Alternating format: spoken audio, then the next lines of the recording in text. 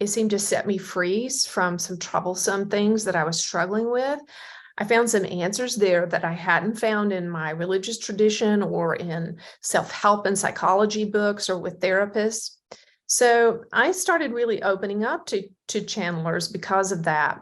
So at the time that I started channeling, like I said, I wasn't looking to do it, but I had been listening to a lot of channeling for some years at that point. And so the first time Judah spoke through me, it felt like, oh, is this what I feel like I'm in my skin now. You know, it felt like a real coming home.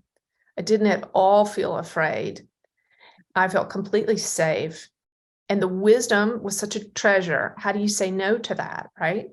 Yeah. Yeah.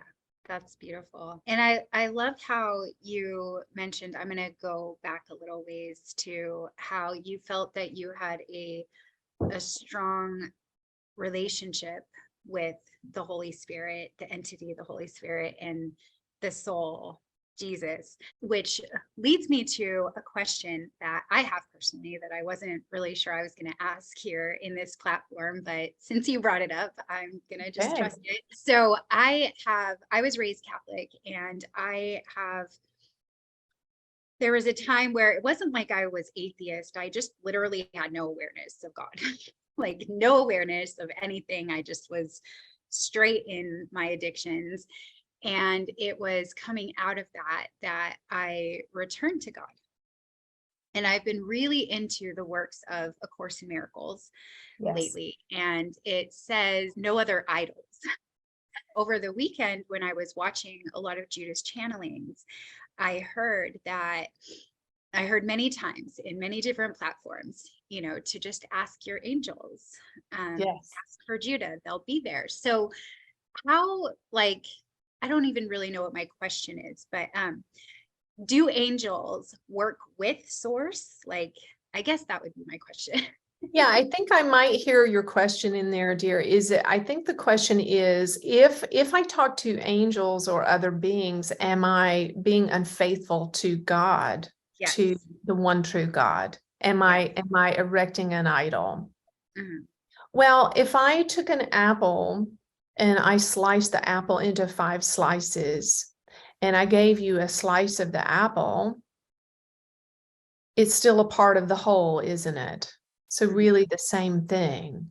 Yeah. And so God and source is so much broader conceptually than we can ever imagine.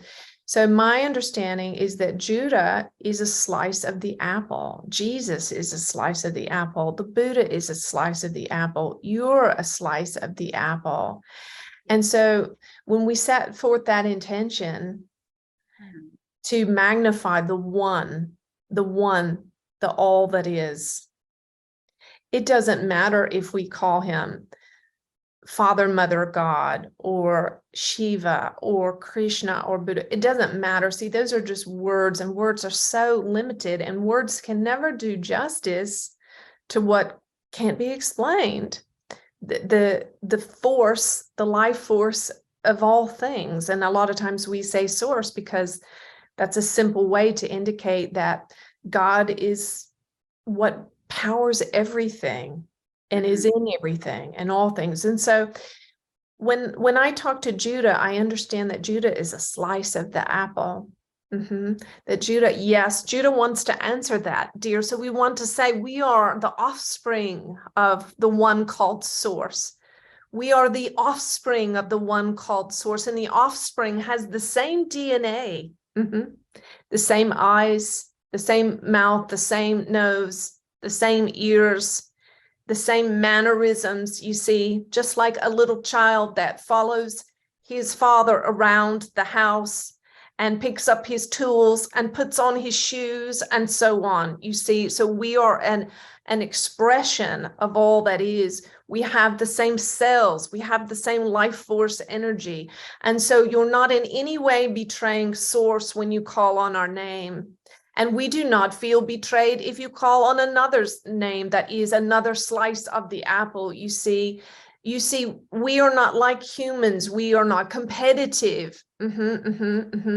We don't struggle. We love and prefer and defer to one another because we see each other as whole. Would you cut off your finger, my dear? Of course you would not. Would you extract one of your organs? Of course you would not. You consider your body to operate as one whole, don't you?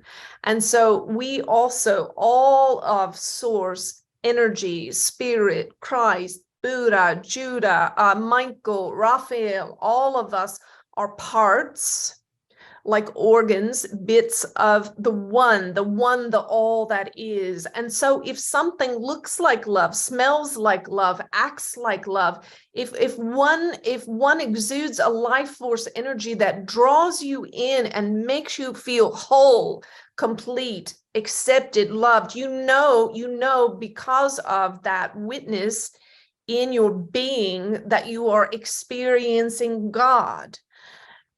No matter what the form of it is, you see, you understand that it is God, that it is part of the whole. We hope this answers your question, my dear. I would like to personally thank you for tuning in to this episode. If you haven't already, please be sure to like this episode, subscribe to my channel, and turn on notifications so that you never miss a beat. And if you really resonated with this content, please share it with all of your friends so that collectively we can expand our consciousness. Have a very blessed week.